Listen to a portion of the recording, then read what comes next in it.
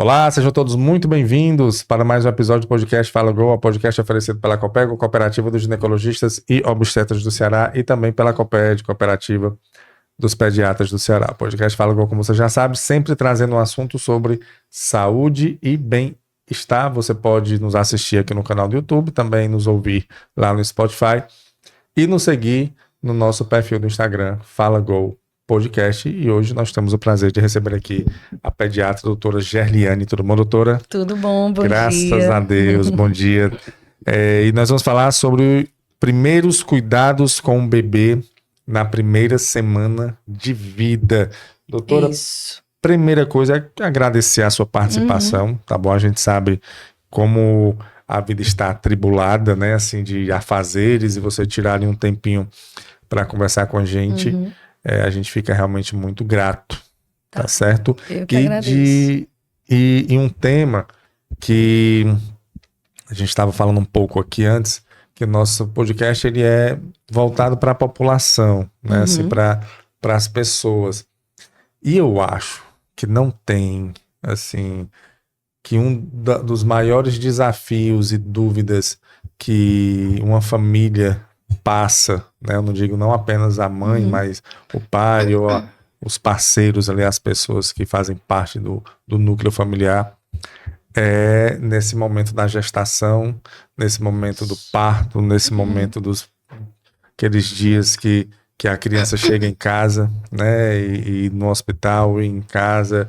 E a gente vai falar justamente sobre isso, né? Esse momento.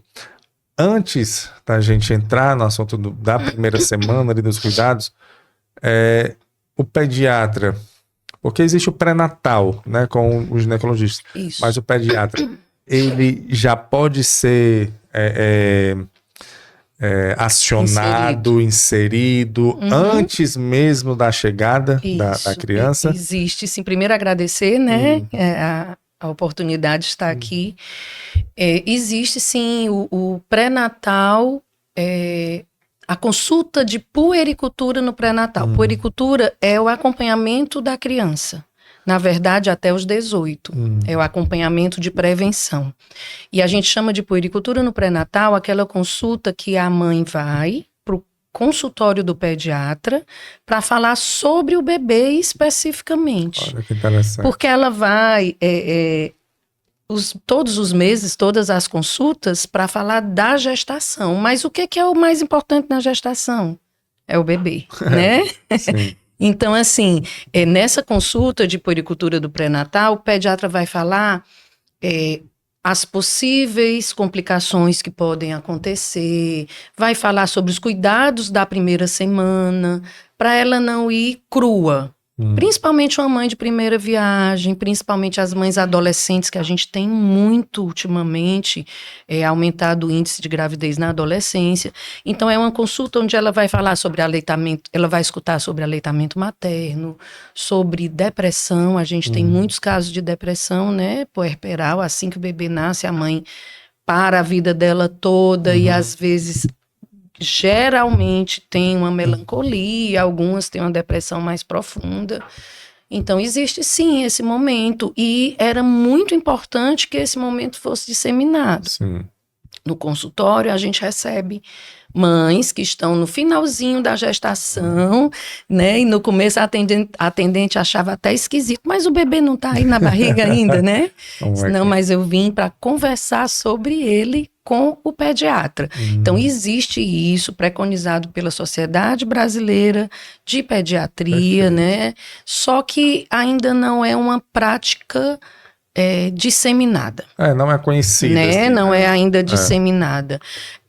A maioria dos pediatras que fazem sala de parto, que acompanham o obstetra, eles fazem isso. Né? Porque é muito chato. A paciente passou todos os meses conhecendo o obstetra, escolheu o obstetra, não sabe quem vai ser o pediatra, e a gente chega lá na hora do parto, que ela tá morrendo de dor, preocupada, você tá de máscara, de gorro, ela não sabe nem quem é você. Então, até para criar esse vínculo com quem vai cuidar do bebê, com quem vai ajudar a cuidar do bebê, é legal essa consulta. Encontro, né? É uma consulta. E é o obstetra que indica como é que funciona essa logística de a gestante e até o pediatra? Geralmente, o obstetra tem a equipe dele. Sim. Então, ele tem o pediatra que faz a sala de parto, que é um neonatologista, Sim. né? Às vezes, esse neonatologista não tem consultório. Ele só trabalha em hospital. Sim. Então, vai ser encaminhado para outro pediatra. Né? Então, por exemplo, eu sou neonatologista, mas eu não faço mais sala de parto. Mas eu recebo os bebês que nascem e geralmente filhos de mães que eu já sou pediatra do primeiro filho. Então, ela já vem para mim na consulta, mesmo que não seja eu a pediatra do parto. Né? Então, existe essa dicotomia aí, mas dá para resolver. Porque na sala de parto é uma obrigação hoje ter um pediatra, não é isso? Obrigação. Para qualquer intercorrência, né? Que ele só para você ter uma ideia, mais de 90% dos bebês podem até nascer sozinhos, mas 10% complica. Mas essa complicação pode ser uma complicação séria. Então, não tem como não ter um pediatra em todo o parto. Porque mesmo um parto, como é que eu digo? Mesmo um pré-natal foi tudo bem, mesmo um parto tranquilo, uma mãe que não tem nenhuma comorbidade, um bebê de termo, 40 semanas, né? Que é o tempo certo, Sim. né? Mesmo assim, pode ter um problema na passagem na cesárea ou no parto normal, pode ter um problema durante o parto, e se a gente não atuar no primeiro minuto de vida, essa criança pode ser uma criança anoxiada, né? Que é aqueles bebês que têm paralisia cerebral. Então, é preconizado que tenha um pediatra em todo nascimento. Não é um pediatra no hospital para você chamar se não der certo, porque a gente já perdeu tempo. Não, eu perguntei aqui porque a gente conversou aqui com a doutora Cid Neumann. Sim, a Cid Neumann, ela é a coordenadora do curso de reanimação neonatal, Pronto. que eu também faço parte, eu sou instrutora, ela é a coordenadora. Pronto, e ela, aí, uma conversa que realmente assim, abriu muito os meus olhos, porque ela falou, se eu não me engano, meu Deus, a hora de ouro. Minuto de ouro, período de minuto de ouro, exatamente. Que é justamente nesse primeiro momento que a criança nasce, é exatamente isso que você falou. Isso. Que faz toda a diferença na hora de qualquer intercorrência. E não dá tempo, né? Não, se não tiver uma pessoa ali de prontidão, aguarda. Não que esteja ali, não que queira que aconteça, mas que está ali para caso aconteça, para prevenir. O minuto de ouro, no final do primeiro minuto, eu tenho que já estar ventilando aquele bebê, eu tenho que já estar agindo, né? Então, assim, se eu tô no terceiro andar e o bebê nasceu no primeiro, eu vou chegar lá com 3 minutos. Já não deu certo, as células cerebrais já sofreram, né? Realmente é um impacto muito grande e a importância do profissional ali, com certeza. Então, quando indo ainda um pouco antes do nascimento, então existe essa oportunidade da mulher da gestante conversar com o pediatra. Sim. E não necessariamente, como você falou, isso será o mesmo pediatra que vai estar na sala de parto, né? Mas o fato de ter essa conversa, acredito que o pediatra já informe de algumas orientações que quando chegar no dia do parto, ela já vai estar mais... Isso. Ela vai entender, inclusive, que tem um pediatra lá, porque talvez, não sei se acontece, mas algumas gestantes podem chegar não sabem nem que vai ficar um pediatra na sala, né? Então, aí tendo essa conversa antes, ela vai entender quais são os procedimentos que o pediatra vai fazer, passa já essas informações, é isso? Às vezes o bebê nasce e tem um desconforto transitório.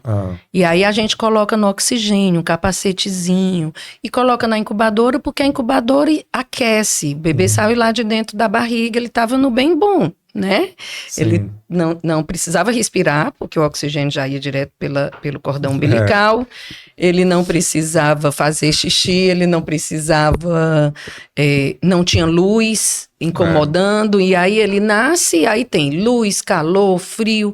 Então, a incubadora é um ambiente que mantém essa temperatura do bebê, que é muito importante. Então, às vezes, o bebê é só colocado na incubadora, mas a família, eita, foi para a incubadora, não está bem, né? Então, assim, essa consulta é importante para isso, né?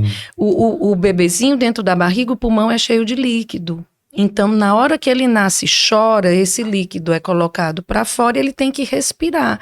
Então, é uma coisa nova. Então, às vezes, ele fica cansadinho, até ele se adaptar. Então, vai para o oxigênio. Mas passa o quê? 1 horinha, 2? Entendi. Mas aí a família já se desespera. Então, se a mãe sabe disso tudo previamente, com certeza. Facilita, né? Não, ela ela entender tudo direitinho. Ela já está ali num estado, assim, num momento muito vulnerável, né, para ela. E aí ela vê o oxigênio, colocam aquela máscarazinha nele. É um capacetezinho, geralmente, ou um oxigêniozinho no nariz. Aí assusta. Assusta. Mas assusta na verdade, é a falta da informação que assusta, né? Isso. Porque você vê ali, até que você entenda realmente, então já existe esse momento de conversa. Inclusive, em se falando em serviço particular, o plano já paga a consulta para o pediatra. É a consulta no nome da mãe, que o pediatra pode receber essa consulta. Então, assim, não é uma consulta particular que ela vai ter que fazer extra. No serviço público, é meio complicado a gente fazer essa consulta, mas o que existe são grupos de gestantes nos postos de saúde. E durante as reuniões dos grupos de gestante é veiculada todas as informações que poderia ter numa consulta só ela, né? Então, assim, a gente tenta no serviço público fazer e no serviço particular está disponível no convênio, né?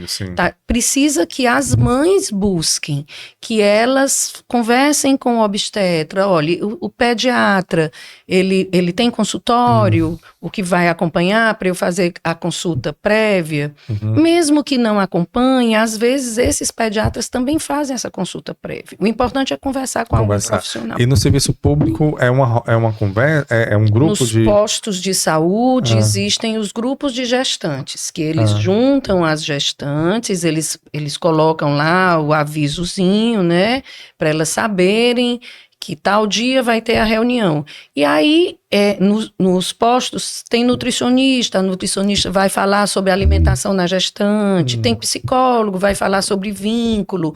Então, eles aproveitam estudantes que tem nos postos para veicular todas essas informações. Perfeito. E aí, vamos lá para o momento do Nasceu. Parto. Fala um pouco aqui de antes, né? Mas no momento lá, porque a nosso foco aqui vai ser aqueles primeiros 7 dias ali, né? A primeira semana do recém-nascido. Já inicia esses cuidados logo no nascimento, né? Que aí a gente já fala um pouquinho aqui, que é o pediatra, é o neonatal, né? Isso. Que ele já fica ali, quais são os primeiros cuidados que ele vai ter em um outro ponto. Agora, a criança, ela não se separa mais da mãe, né? Isso é algo que todos os hospitais têm, é uma lei que tem que ser cumprida, porque eu sou de uma época ainda que ia para um berçário, né? Que o pai ficava acompanhando lá para com medo que trocasse as crianças, mas agora não, né? Agora é obrigatório. Já faz um tempinho que é obrigatório, é possível o acompanhante, tem gestante que não quer, né? Mas é possível o acompanhante, principalmente o pai, se não for o pai, tem pai que não aguenta, né? É mesmo? Não aguenta ver o parto, ver a dor, né? Mas a mãe tem direito a ter um acompanhante no serviço público e no serviço privado. Antigamente não existia o acompanhante no parto cesáreo. Hoje já faz um bom tempo que o acompanhante entra no parto cesáreo, inclusive nos hospitais públicos também.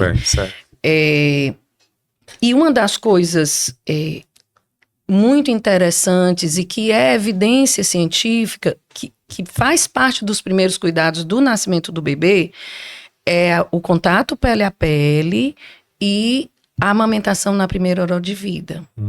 E o clampeamento do cordão. Antigamente, o bebê nascia, cortava logo o cordão, né?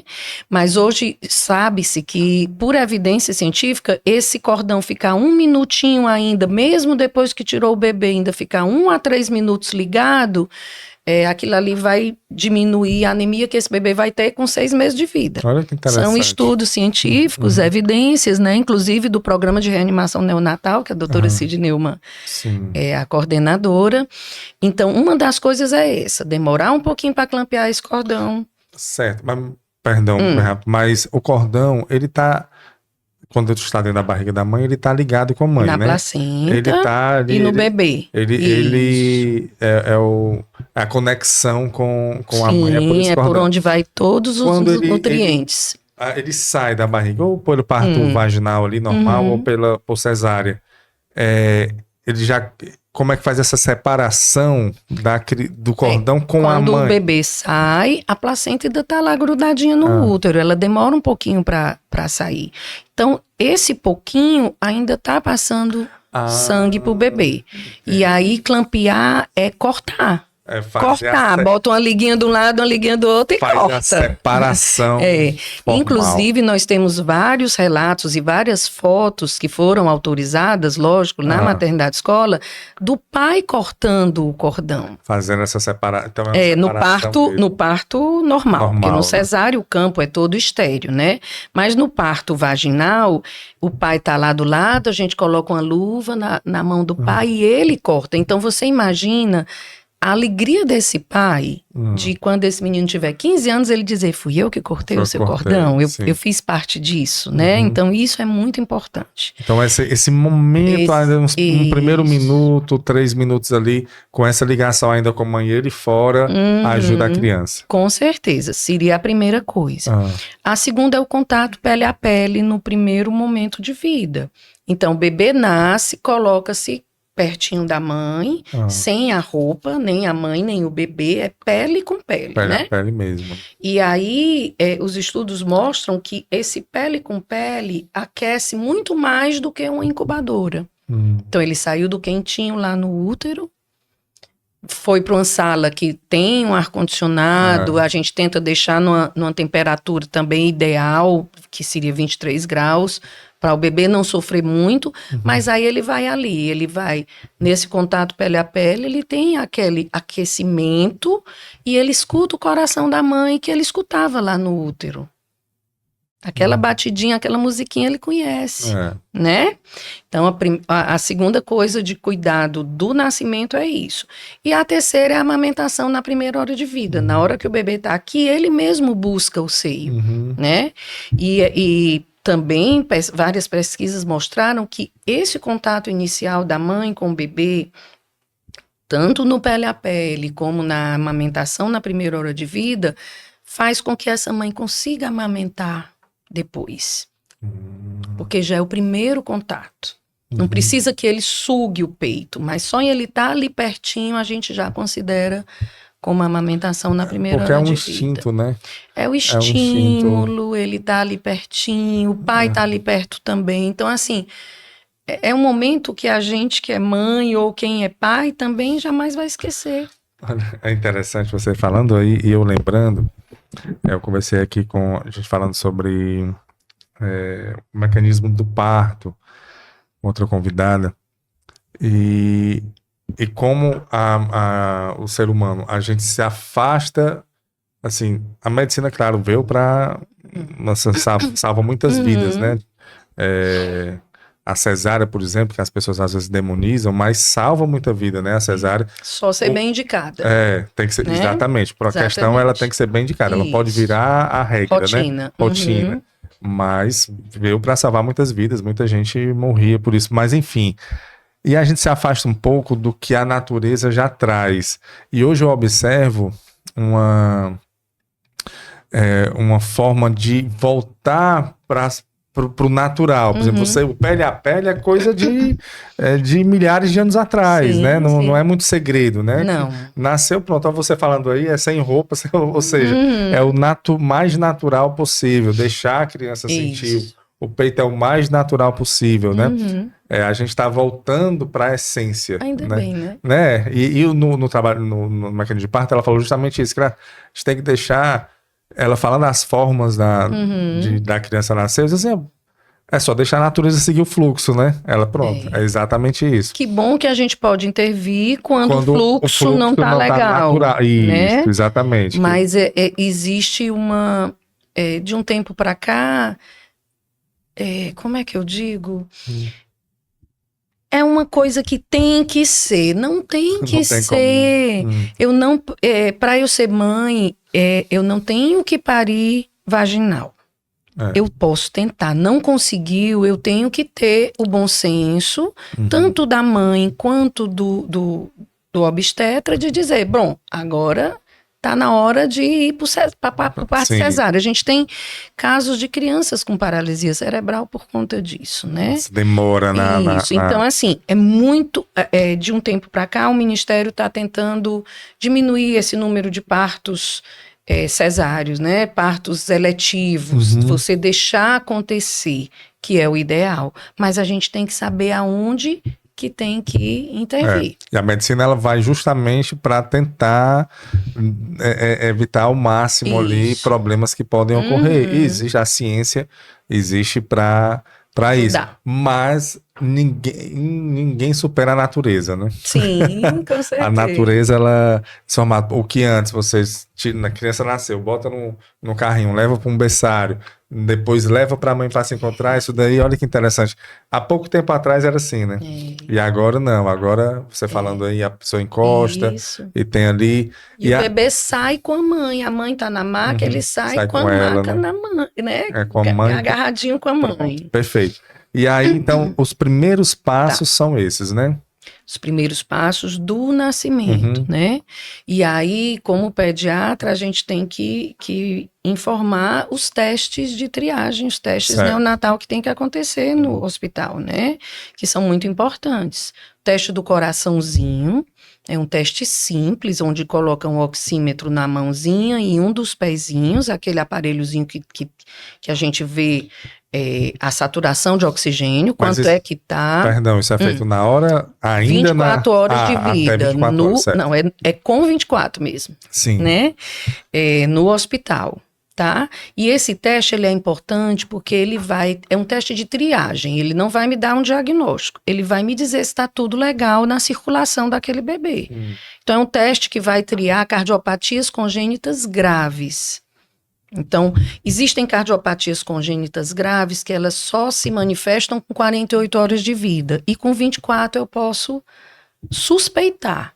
Então, se o meu teste do coração não deu legal, deu alterado, eu vou fazer um ecocardiograma nesse bebê antes dele ter alta. Então, primeiro teste que tem que ser feito, né? O outro é o teste do olhinho, que é o teste do reflexo vermelho, que a gente vê, até a filhinha daquele ator, né, que teve um neuroblastoma. É o Thiago Leifert. Então, esse teste do olhinho é um teste que vai me dizer se essa criança tem uma catarata congênita, se ela tem um tumor congênito de retina, e é um teste muito importante que seja feito no hospital. Porque aí, às vezes a mãe teve alguma doença prévia e que pode alterar a retina desse bebê, pode alterar a córnea desse bebê, e com o teste do olhinho a gente pode suspeitar disso daí e ir já fazer um fundo de olho ainda no hospital. Então, teste do pezinho, teste do olhinho, teste da orelhinha, esse aí não precisa ser feito no hospital, mas tem que já sair do hospital com um pedido, né? Que é pra gente ver se o bebê tá escutando direitinho, né? Às vezes a gente pega a criança na alfabetização, que não consegue se alfabetizar, e você vai investigar, ela escuta perfeito de um ouvido, mas não escuta do outro. Então ela só vai ter problemas em alguns fonemas. Mas se tivesse sido feito o teste da orelhinha quando nasceu, a gente já sabia. E não necessariamente precisa fazer no hospital? Mas... Não, esse daí você faz... Tem hospitais que já fazem, né? Mas geralmente com o mês de vida a gente repete para ver se está tudo legal. Não é necessário no hospital, né? E o teste do pezinho, que é um teste que a gente faz entre o 3º e o 5º dia de vida, não pode ser antes de 3 dias, então às vezes o bebê já está em casa, né? Porque os hormônios maternos podem alterar. esse teste. Então, tem que ser depois do 3º dia.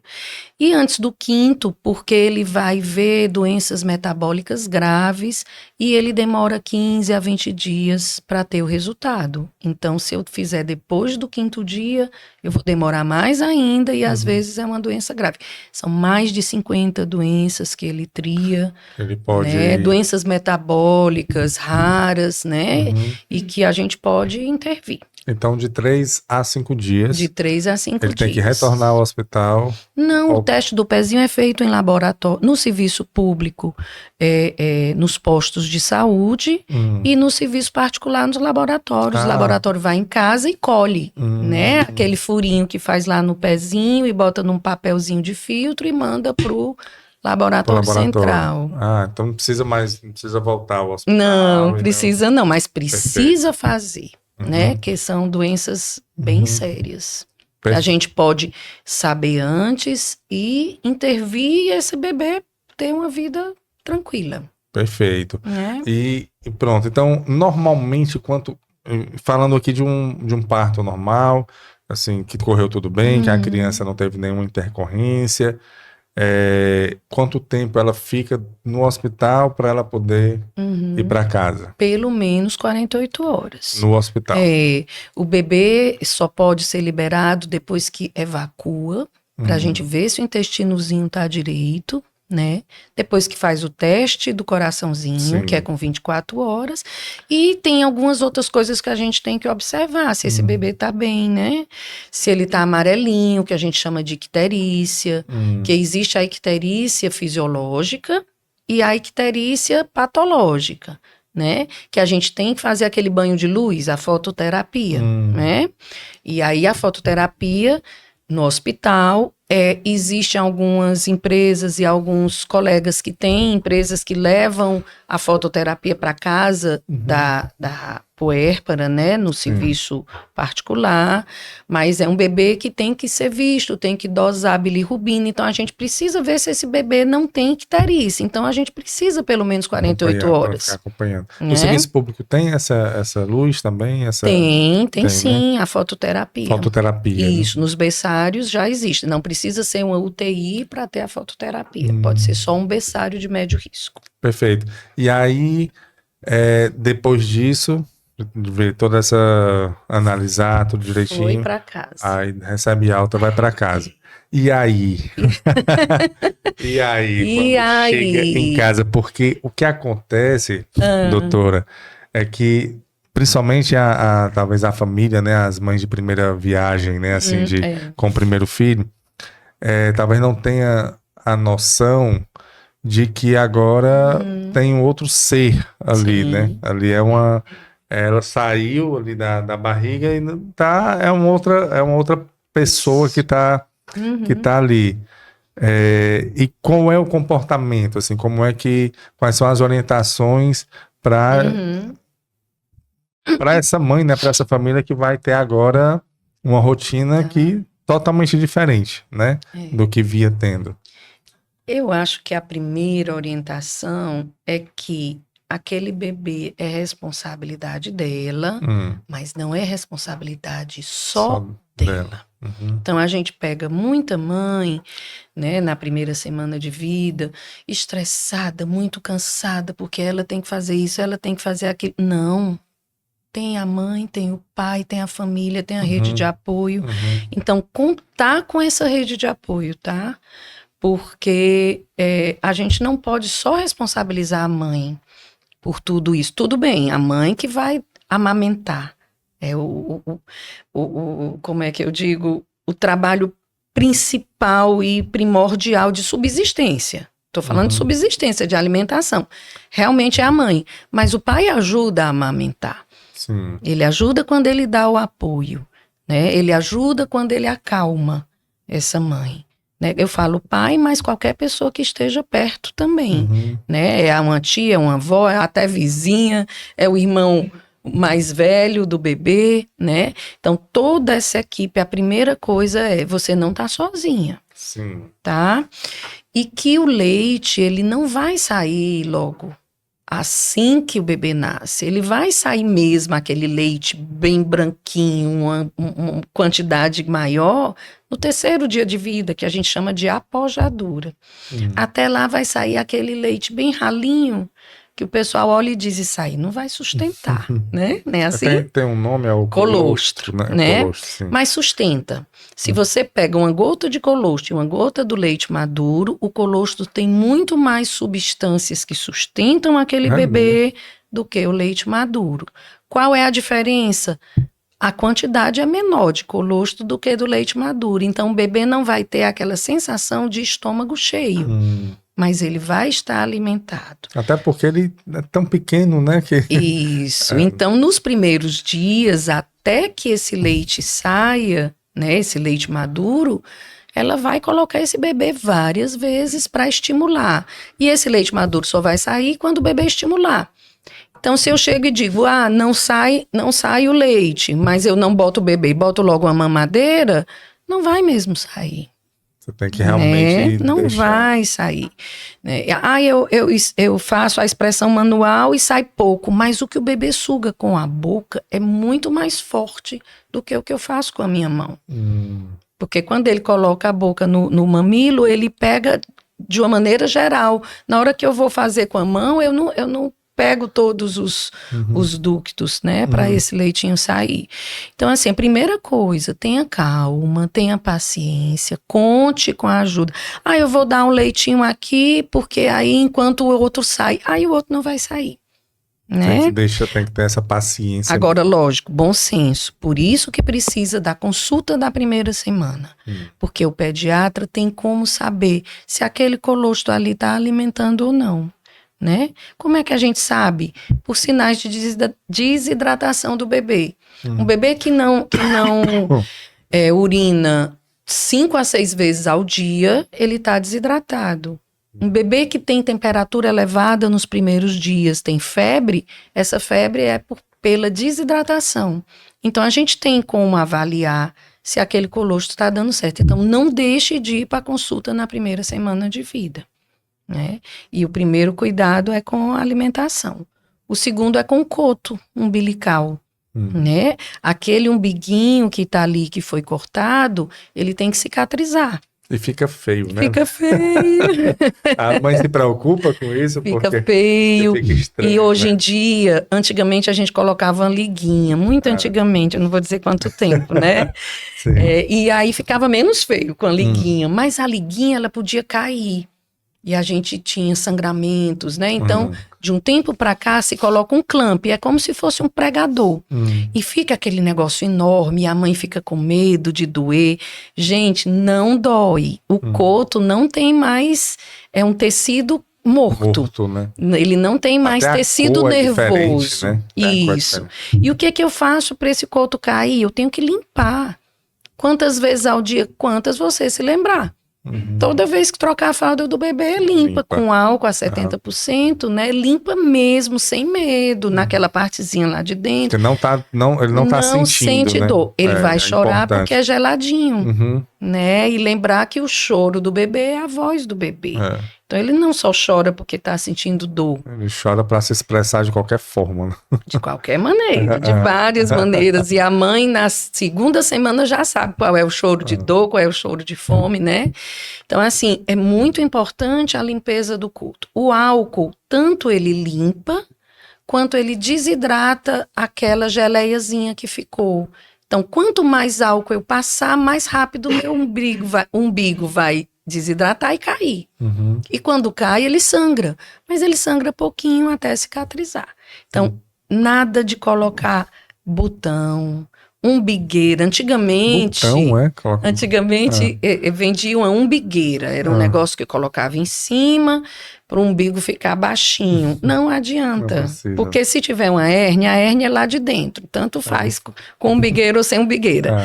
E no interior colocava-se muito botão. Botava um botão com esparadrapo, que fazia a mesma coisa que a umbigueira.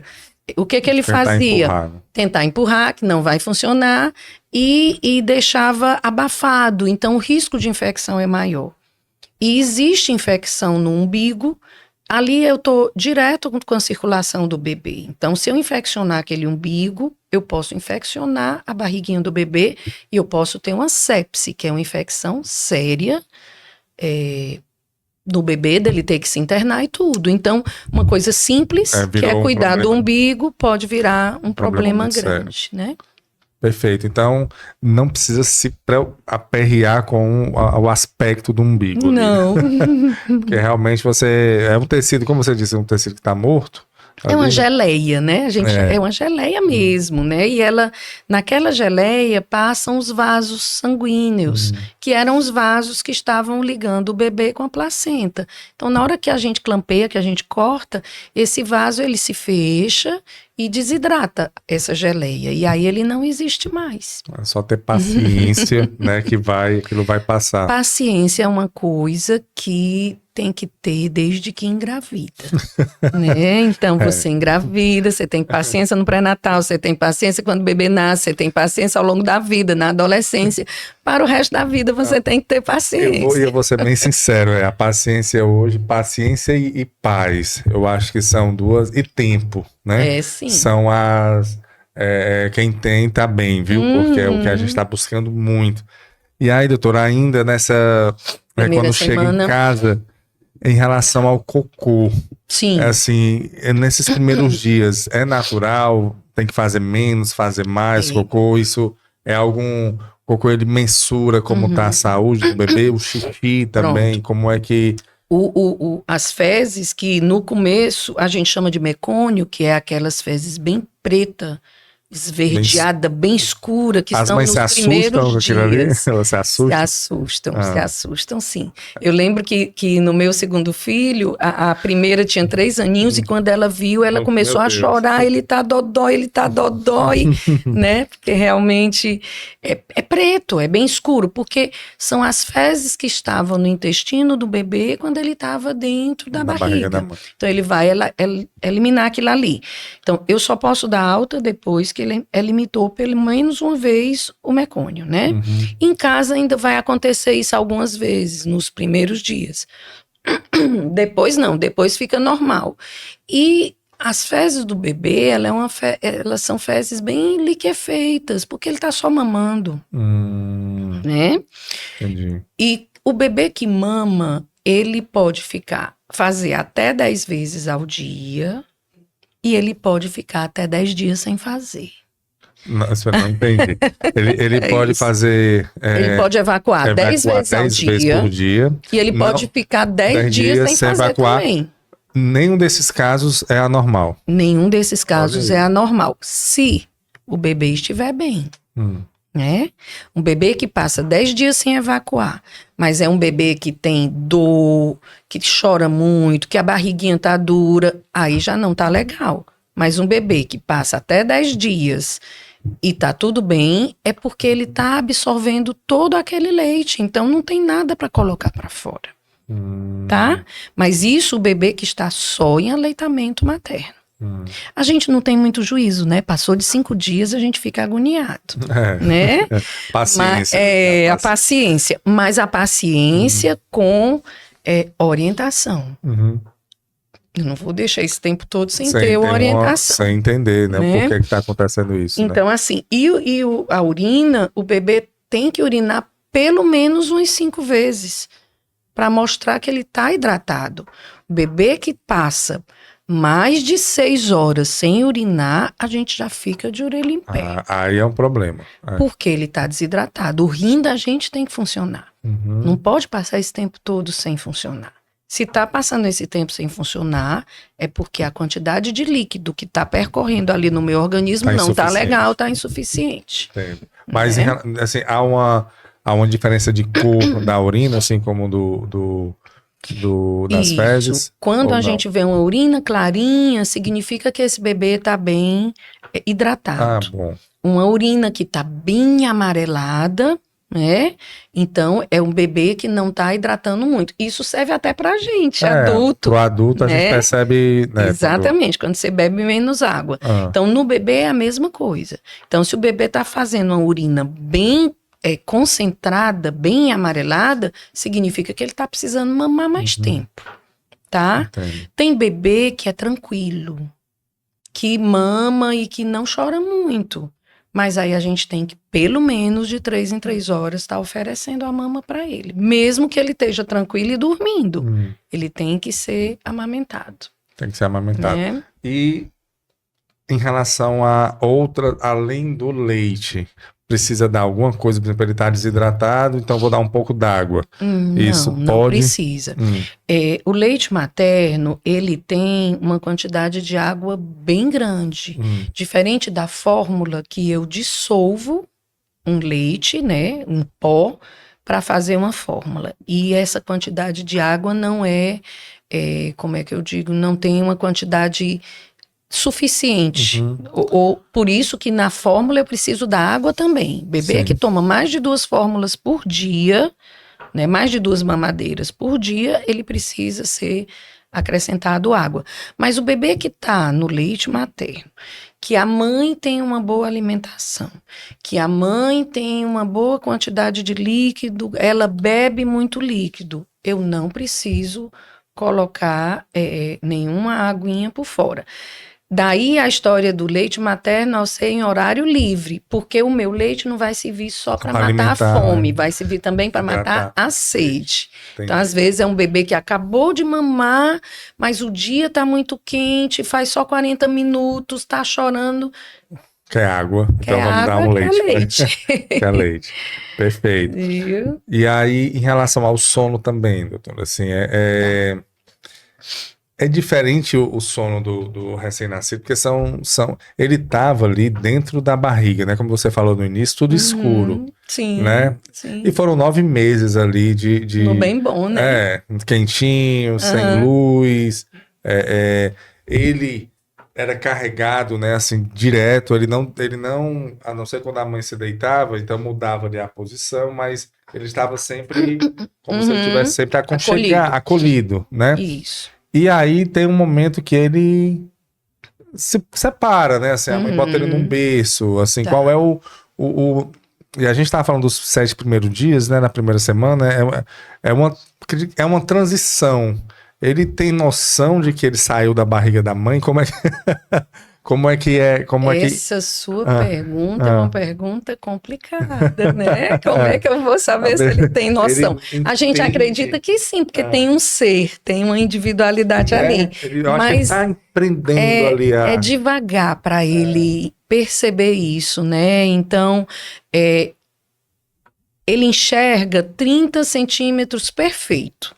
Ele consegue ver. O bebê assim que nasce. Então, é a distância do olho da mãe para o olho do bebê quando o bebê está amamentando. Então, ele vê o rosto da mãe. Mas ele não consegue o primeiro rosto. Ele não consegue ver a mais de 30 centímetros é um pouco embaçado ainda. Aos poucos que essa visão vai criando, né? Uma nitidez melhor. Então, é muito importante que essa mãe, quando esteja amamentando, esteja olhando para o bebê e não para o celular. A gente está batendo muito nisso ultimamente, tá? A gente vê mãe amamentando aqui no celular. Aquele momento é um momento para ela acolher essa criança, para ela mostrar que ela está ali para ele, para ela mostrar que ele é uma pessoa.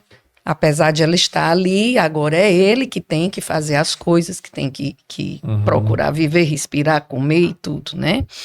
Mas voltando para o sono. Quando a mãe dorme, o bebê também deve dormir, né?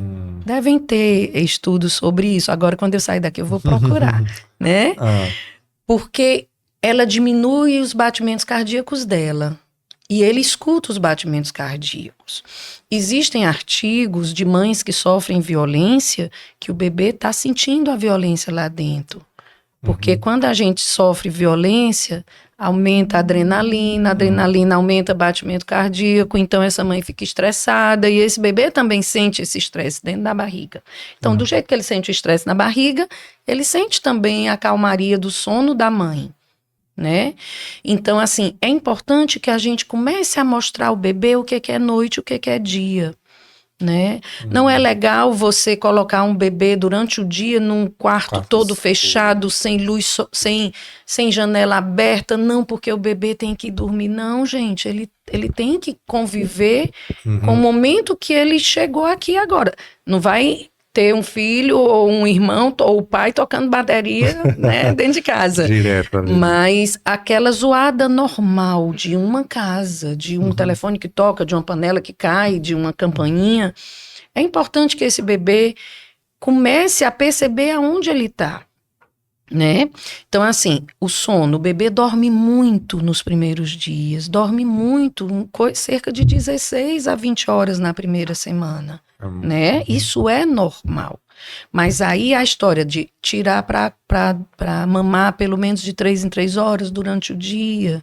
Se for um bebê de termo, que ele consiga dormir 4 horas durante a noite, não tem problema. Mas se for um bebê que não tem nenhuma morbidade, que não tem baixo peso, né? Aquela coisa toda. Eles mesmos acordam, né? De 3 em 3 para comer, algo com raras exceções. Mas, assim, o sono é importante, porque o sono realmente libera hormônios de crescimento. Aquela história que o pessoal no interior diz, está dormindo, vai crescer, é verdade, né? Por isso que é importante a gente ter o nosso ritmo de sono noturno. Quem trabalha à noite, né? E dorme durante o dia, tem uma alteração total no ritmo circadiano que controla esse sono. E o bebê, ele tem um desenvolvimento imenso nos primeiros meses, no primeiro ano. Você pega um bebê de 2 meses que não sentava, 4 meses depois esse bebê está sentando, gente. São mais de 700 conexões por minuto. Né? Aliás, não, minto, por segundo. Por segundo? Por segundo, são mais de 700 conexões nervosas, então ele está aprendendo tudo que tem ali ao redor. Daí o cuidado que a gente tem que ter, e daí as adaptações. Você vai colocar o bebê no berço, ele vai chorar. O choro do bebê é a voz dele. Vai devagarzinho, coloca ele no berço, não coloca para dormir na cama com você. Tem casos de bebês que foram a óbito porque o pai se virou e sufocou o bebê na cama, né? Então, a hora do sono, barriguinha para cima, por conta de ter risco de sufoco. Não se bota o bebê para dormir de barriguinha para baixo, porque tem um risco de morte súbita. Que ele não consegue se Isso, se então o bebezinho com a barriguinha para cima. É muito ruim, mas ele vai se acostumar. A gente está trazendo ele para um mundo novo. É como se a gente fosse viajar para uma cultura completamente diferente da nossa, que a gente tem que aprender tudo, né? Então, lençol não é bom deixar não também, é bom deixar nada solto dentro do berço, porque ele pode sufocar, mas é pequenininho, não vai pegar, mas pode acontecer. Aquela história do útero, que o bebê, quando você bota ele de barriguinha para cima, ele fica desestabilizado. Então, às vezes, você coloca alguma coisinha para segurar, né? E aí tem aquela maneira de você enrolar o bebê com um paninho para ele dormir. A gente tem que ter cuidado, né? Porque chega um momento que ele não precisa mais daquilo, ele precisa movimentar, ele precisa abrir as mãos, né? A gente pega bebê com luva. Não precisa, né? Não precisa de jeito nenhum. Eu não sei para que ainda vende, principalmente aqui no Ceará, né? É luva e andar já. Andar já não, pelo amor de Deus, pode, devia sair do mercado, devia ser proibido.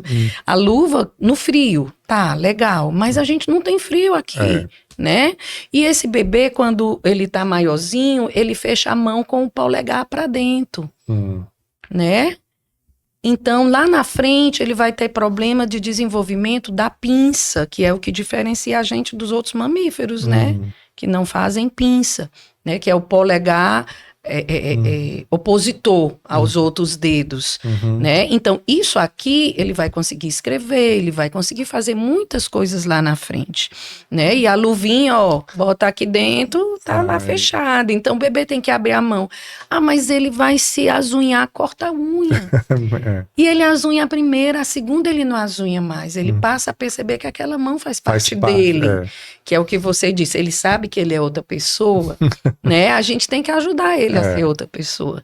Então, existem coisinhas pontuais que a gente vai ensinando. O bebê não vem com manual de instrução, né? E algumas instruções o pediatra pode dar, a família pode dar, uma mãe que já teve outros filhos pode dar. O Google pode dar, mas a gente tem que ter cuidado hoje em dia com as informações veiculadas, né? E é isso, a primeira semana é de suma importância. Deixa eu ver se a gente esqueceu alguma coisa. Alguma vacina, doutora? Não tem alguma BCG vacina? e hepatite B são as primeiras vacinas, geralmente dadas no hospital, se não for no hospital, no posto de saúde, na primeira semana de vida. Logo na primeira semana. Tá? Qual que é aquelas... Hepatite B, né, que é contra a hepatite, e a BCG é da tuberculose. Tem que já ser dada assim que nasce. Assim que nasce, né? Infelizmente, tuberculose é uma doença, como é que eu digo? Milenar, né? Junto com a sífilis, né? E que ainda está nos nossos dias, permeando nossos dias, né? A gente tem muitas pessoas em situação de rua, né? E muitas drogas, e aí são pessoas que não se cuidam, e a tuberculose continua rondando, e a gente tem que vacinar. Então, são essas duas vacinas nas BCG primeiras... e hepatite B. É logo no hospital ou tem até... Em alguns hospitais, sim, né? No público, no posto de saúde, né? No posto, mas tá? E em alguns hospitais também tem, depende do dia que nasce, né? Porque a vacina da BCG, ela vale 12 doses. Então, você não garante que nasçam 12 crianças. Então, às vezes, tem dia certo no hospital. Mas como o bebê passa 48 horas, ele termina pegando um desses dias. E no posto de saúde também tem o dia certo, porque eu não vou tirar uma dose e estragar as outras. Então, tem o diazinho certo da BCG. E a gente está falando aqui, essas primeiras 7 semanas, ela é bem movimentada para o bebê, né? Primeiros 7 dias. Os primeiros 7 dias. É primeiro bem movimentada para o bebê. Para todo né? mundo. Porque ele faz teste do pezinho, ele faz teste do pezinho, faz teste do olhinho, faz teste do coração, toma vacina, né? Começa a mamar. Isso. Né? Tem esse período de adaptação. É bem... se der tudo certo, né? Vai para casa, em casa tem essa movimentação aí de ver o cordão umbilical, né? Ali de limpar, de ver as fezes, a urina. Qualquer outra alteração que possa acontecer, né? É melhor pecar por excesso do que por falta. Tem esse ditado conhecido. Então, você, mãe, que está percebendo alguma coisa, não está legal, corre lá no pediatra, né? A gente fala muito com os pacientes pelo WhatsApp, né? Para orientar. Então, assim, nunca achar que a sua dúvida é uma dúvida besta. Isso não existe. E nós, pediatras, estamos prontos para responder, né? Todas as dúvidas. E está já para a reta final aqui da nossa conversa, doutora, mas as mães, assim, falando agora específico das mães, porque não tem como você atender a mãe e o pai ali, principalmente a mãe, eles são os interlocutores ali da criança, né? A criança não fala, então, apesar do pediatra fazer os exames e tudo, mas a mãe... E essa primeira semana é uma semana muito delicada, porque já conversei aqui com alguns obstetras e você imagina, é o turbilhão de hormônios, né? Que a mulher tá ali, já foram 9 meses ali de gerando uma criança, aí de uma hora para outra é tirado e o corpo vai voltando ao normal. Isso são muitos hormônios, é uma mudança física muito, muito significativa, né? Um impacto muito grande. E mentalmente isso impacta, né? Com certeza. Impacta. Como é o relacionamento com a mãe e o pediatra nesse momento? Né? Assim, quais são as orientações? Porque hoje não tem como você vai atender a criança, mas acaba atendendo a mãe também, né? E quais são as orientações para a mãe nesse período que vocês... E se chega, né? Se as mães chegam para vocês vulneráveis? Na verdade, você não vai atender a criança e acaba atendendo a mãe, não. Você atende o binômio. O binômio, mãe e filho. Porque não tem como você só examinar o bebê e não, pelo menos, perguntar à mãe como é que você tá, né? A mulher hoje, graças a Deus, a gente tem uma vida muito corrida. Então, muitas mães passam a gravidez toda trabalhando. E aí, no dia do parto, ela de repente para. Ela não sai de casa, ela é o alimento do bebê, ela tem que cuidar do bebê, ela não tem tempo para tomar um banho, porque assim que o bebê termina de comer, tem que colocar aqui para rotar, depois vai limpar porque fez cocô, e aí já está na hora de amamentar de novo. Então, quando a gente recebe uma visita, que é aquela visita que não é visita, que veio realmente para ajudar, e a gente diz, fica aí só enquanto eu vou tomar um banho. Então é mais ou menos assim, a gente não tem tempo, porque realmente a mãe se desdobra. Enquanto ela não perceber que o bebê tá tudo tranquilo ali, ela não vai cuidar dela. E aí tem um viés, porque a gente tem que cuidar. Por isso que eu falei no início que a primeira coisa é perceber que você não é mãe sozinha. Você tem um pai, tem uma avó, tem uma tia. Infelizmente, a gente tem alguns casais que são sozinhos. A gente tem mães que são sozinhas, né? Que realmente não é o... Precisa ter alguém, busque alguém para lhe dar apoio, né? Mas a gente tem muitos casos de mães com depressão, e aí a gente tem que saber onde intervir.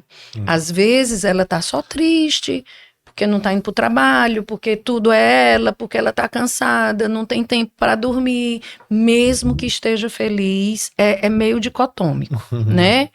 Mesmo que esteja feliz com o bebê, você pode sim estar triste, é uma tristeza que você não consegue explicar. Né? Mas o pediatra e a família tem que ter um olhar bem legal em relação a isso, porque pode passar do limite e essa mãe precisar realmente de uma ajuda profissional, né? A gente já teve casos de mães que a gente teve que encaminhar para o psicólogo, para o psiquiatra, que tem uma pessoa mais de perto ali com o bebê, porque pode virar um caso mais grave. Geralmente em mães que já tiveram algum problema nesse sentido previamente, né? Sim, a gente tem já que tem um histórico mais de olho. Mas também existe aquelas que nunca tiveram nada e que os hormônios mexem, os hormônios mexem com tudo. Em todos os momentos da vida. Tá? Então o pediatra também ele tá de olho ali nesse comportamento, né? Sim. Perfeito. Vocês deviam engravidar para sentir tudo isso. Pois é. Vai chegar, não sei se a ciência vai chegar ao ponto de, eu acho que não. de colocar. Pois é. Eu conversei com uma ginecologista aqui uma época e ela me falou que existem estudos aí para colocar útero em homens. Meu Deus. Existem. Tá chegando aí. Eu não duvido muito na ciência, não, viu? Não, mas, não pode duvidar. Eu não duvido. Mas vamos ver aí o que é que... E agora com a inteligência artificial, né? A gente não sabe o que é que nos aguarda. Gente, né? Mas para a gente finalizar aqui, doutoras, em relação a... Você falou aí de quando chega uma visita, para a mãe pede uma ajuda ali. Em relação à visita, né? Eu acho que isso é importante. Visita é complicado. As pessoas, assim, não por mal, elas querem conhecer, né? Elas transformam isso em um evento, né? Assim, é um evento, é um nascimento, de uma certa forma, a gente entende. Mas até que ponto isso pode prejudicar a criança? Qual é a orientação? Daí a importância das vacinas, né? Essas duas que a gente falou e as do segundo mês também. O ideal é que não tenha tanta visita no primeiro mês, nem no segundo mês. Então, nos primeiros 7 dias, nem pensar, né? Que seja aquela visita rápida, a gente entende, né? Até na maternidade, porque na maternidade vai ser uma visita rápida, né? E aí eu tô falando de visita, não tô falando de pessoas que vão para ajudar. Não, tem a rede de apoio. A rede de apoio familiar. Não é visita, né? Uma tia que vai lá para ajudar, pra trocar, né, e tal. não. Aí não é visita, né? Aí é apoio. Se eu falo de um prematuro, esse sim que não pode ter visita, né? Porque a gente sabe que a gente veicula muitas doenças só em estar respirando. Não precisa estar tossindo, não. Não precisa estar né? doente, não. Basta estar respirando lá pertinho daquele bebê. Gente que vai e beija a mão do bebê, o bebê bota a mão na boca, né? Se a gente conseguisse ver os micro-organismos, né? A gente saia de casa. A gente não, realmente também, esquece essa parte.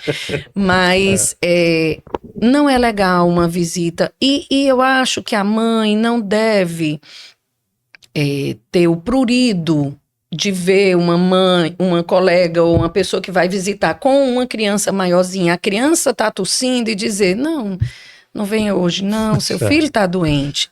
E eu acho que as pessoas não deveriam se chatear por isso. Para falar a verdade, sabe? Não deveriam nem ir. Nem né? tentar, mas tem uns que tentam. Então, assim, não se chateie quando a mãe disser não.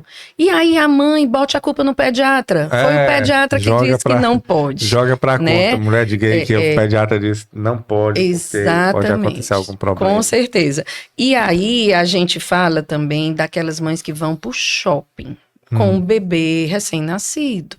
É mesmo, é? Tem gente que faz isso?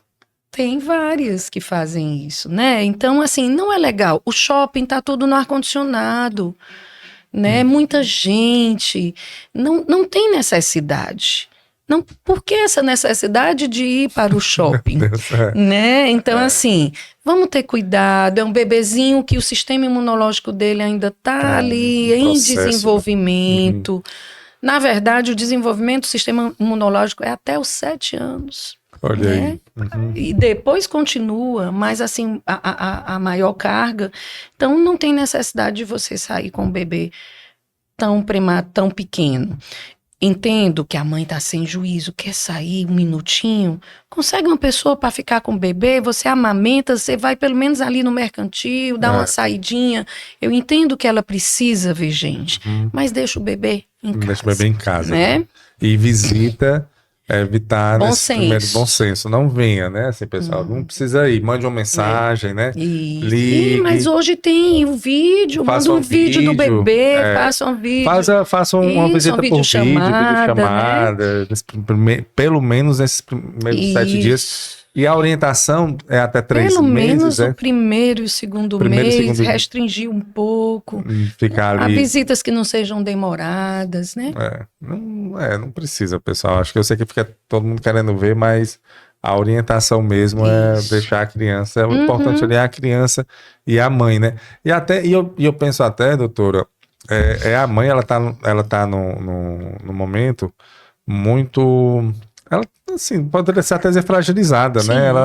Ela não tá se arrumando bem. Ela não tá como você falou, ela não tá tempo pra ela. Dá tempo não tem tempo pra ela, né? Ela não tem tempo, né? E aí, quando vem uma visita, de uma certa forma, ela quer estar bem apresentada. Isso já é um outro problema. Com a casa, o que é que tem para oferecer, a não ser que tenha uma rede de apoio legal. Bem, né? assim, já é um outro problema que ela vai ter que cuidar. Então, usar, como você falou muito bem, um bom senso. Vamos ter bom senso e já dá para ver a criança. E vai ver muito, né? Sim. Não precisa, céu é o limite. Não precisa logo nos 2 primeiros meses ir lá visitando, você vai passar o resto da vida vendo, né? Então não tem problema. Pois, doutora, a gente está chegando aqui ao final da nossa conversa. Tem mais algum ponto que você gostaria de abordar ou deixar alguma mensagem para as mães que estão passando por essa... Estão passando ou vão passar por esse... Não se assuste com os primeiros 7 dias. É maravilhoso ser mãe, né? É maravilhoso ser pai, né? Desafios, viver é um desafio. Então, basta estar vivo para ter desafios ao nosso redor. Então, cuidar de uma vida é um desafio também, mas é prazeroso. E vão existir momentos difíceis? Vão. Mas, no geral, quando a gente coloca ali na balança, é bem prazeroso, né? E a gente depois se lembra desses momentos, né? Com saudosismo, né? E vai dar certo. Vai.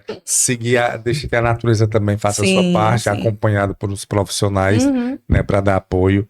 E aí a vida flui. Pois, doutora, muito obrigado. Viu? Muito obrigado mesmo pela nossa conversa aqui. E já fica o convite para outro momento a gente conversar também sobre. Tem aí ainda, a gente falou sobre os 7 primeiros dias. Ainda tem o aí. resto, né? Tá bom. Tem até muitos, os 20. tem muito tempo, tem muitos dias ainda aí, né, sendo criança e a gente precisando passar informações aqui para a nossa sociedade, tá bom? Obrigado, doutora. Obrigada também. Você também que nos acompanhou, muito obrigado. Esse foi mais um episódio do podcast Fala Gol. É um podcast oferecido pela Copeg, Cooperativa dos Ginecologistas e Obstetras do Ceará, e também pela Coped, Cooperativa dos Pediatras do Ceará. Saúde e muita paz para todos nós e até a próxima, se Deus quiser.